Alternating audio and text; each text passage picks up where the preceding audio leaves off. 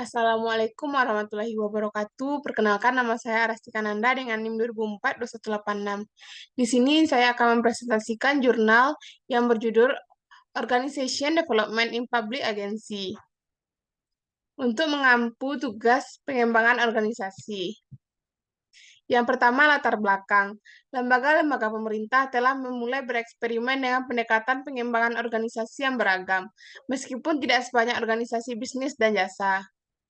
Yang kedua, sektor publik memiliki berbagai ciri khas yang memberikan tantangan khusus untuk mencapai tujuan pengembangan organisasi yang khas. Yang ketiga, fitur-fitur khusus ini belum mendapat perhatian yang memadai dalam literatur dan desain program pengembangan organisasi di lembaga-lembaga publik. Penerapan program pengembangan organisasi di badan-badan publik mungkin akan menjadi lebih umum. Yang kedua, tipe. Terdiri atas tiga. Yang pertama, pola-pola pendeklasian. Yang kedua, kebiasaan hukum. Yang ketiga, manajer profesional. Yang ketiga, karakter. Yang pertama, premis dasar. Ketika individu dapat memenuhi kebutuhan mereka sendiri, sambil memenuhi kebutuhan organisasi, output akan menjadi yang terbaik secara kualitatif dan kuantitatif. Yang kedua, kebutuhan dasar seseorang berpusat di sekitar sebuah organisasi yang efisien akan mengembangkan sebuah realisasi dan aktualisasi diri.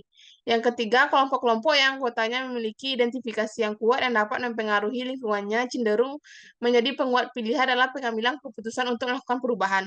Yang keempat, pemenuhan kebutuhan individu dan organisasi akan difasilitasi oleh jika kepuasan sebenarnya tidak terlalu bergantung pada keterampilan kompetisi dalam situasi antar pribadi dan antar kelompok. Selanjutnya, variasi. Semua program pengembangan organisasi harus menekankan pada pengembangan antarmuka yang layak, yaitu hubungan antar individu atau kelompok yang memiliki nilai dan kepentingan yang berbeda. Masalah ini sangat banyak dijumpai di lembaga-lembaga publik yang melaksanakan program pengembangan organisasi, dan hanya sedikit mendapat perhatian eksplisit baik dari konsep maupun praktik.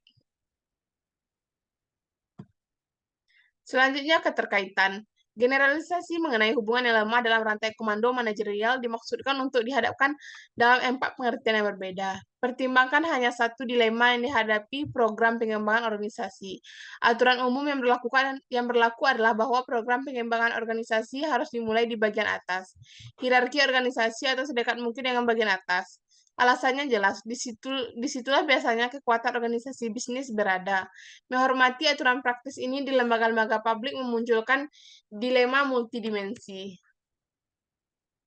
Pola delegasi. Pelapisan berbagai tingkat tinjauan bukanlah yang unik dalam administrasi publik.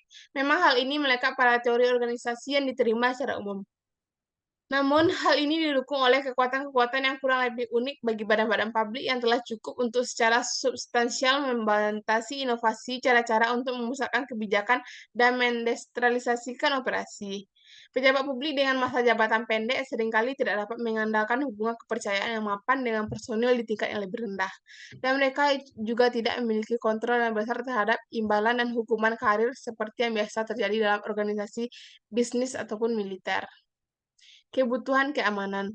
Kebutuhan akan keamanan atau bahkan kerahasiaan di lembaga-lembaga publik dibandingkan dengan organisasi bisnis cenderung cukup kuat untuk menghadirkan hambatan dalam mencapai tujuan pengembangan organisasi. Kebutuhan yang lebih besar akan keamanan ini tidak dapat ditentukan secara konkret dan bisa dikatakan dengan pasti adalah bahwa semakin tinggi tingkat kebutuhan ini, maka semakin sulit pula tujuan pengembangan organisasi dapat dicapai. Pertimbangkan hanya tujuan pengembangan organisasi untuk menciptakan iklim yang terbuka dan memecahkan masalah di seluruh organisasi. Iklim yang terbuka dan kebutuhan yang besar akan keamanan atau kerahasiaan tidak cocok. Keterkaitan. Karena berbagai alasan, pemerintah lebih cenderung menekankan pada keteraturan dan kehati-hatian prosedural. Bahkan jika personel lembaga yakin bahwa heuristik tertentu memiliki solusi yang cukup baik, keyakinan ini mungkin bertentangan dengan kebutuhan lain. Untuk kontrol eksternal, tentu saja ada alasan kuat yang mendukung bias terhadap keteraturan dan kehati-hatian prosedural di lembaga-lembaga publik. Dan hal ini yang memperburuk tujuan pengembangan organisasi. Manajer profesional. Konsep manajer profesional kurang berkembang di area publik dibandingkan dengan area bisnis, secara kontras namun bermanfaat. Sebagai contoh, gagasan sistem karir telah menjadi gagasan yang sulit untuk dikembangkan di negara ini di tingkat federal. Tidak sedikit dari perbedaan tersebut berasal dari nilai yang kita tempatkan pada pelayanan terbuka dengan pintu masuk lateral. Oleh karena itu, kecenderungan kebijakan personalia publik lebih menekankan pada perekrutan untuk posisi tertentu daripada potensi jangka panjang. Tekanan yang relatif lebih rendah pada manajer profesor publik menyiratkan probabilitas yang signifikan untuk mencapai tujuan pengembangan organisasi. Dengan demikian, tujuan pengembangan organisasi diusulkan untuk meningkatkan rasa kepemilikan terhadap organisasi, tujuan-tujuan pembangunan di seluruh angkatan kerja. Kesimpulannya adalah, program-program pengembangan organisasi muncul dengan frekuensi yang semakin meningkat di dunia bisnis maupun di lembaga publik. Selain itu, penerapan program pengembangan organisasi di lembaga pemerintah menghadapi beberapa masalah unik. Namun, masalah-masalah unik ini cenderung tidak dikenali atau kurang disadari oleh tim pengembangan organisasi karena mahasiswa administrasi publik cenderung kurang terwakili dalam tim tersebut.